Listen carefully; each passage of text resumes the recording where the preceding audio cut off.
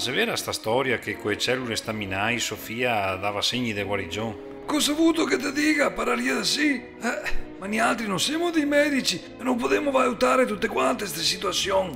Anche questo è vero. E ora cosa famo? Non lo so. Neanche a me. Ma senza un'alternativa a Sofia potrebbe anche morire. Bravo, è come se te cattassi uno in mezzo al deserto, devo morire disidratato e te che dicessi, non ti davo un bicchiere di acqua fresca, perché ho paura che ti faccia male, ma ti rendi tu conto? Appunto, dai, pure l'acqua anche se che viene cagotto. Esatto, e se i genitori che sta ben chi acciappi come una sperimentazione. Ma dai. Non so Dio scherzare, vedo ti discorrere con morte, in sti casi vaffanculo i moraismi, quello che conta c'è Sofia. Se è vero, speriamo chi che pensi su. Ma non abbiamo tanto tempo, setto? Perché? Cosa c'è tutta sta fretta? Abbiamo solo 10 giorni.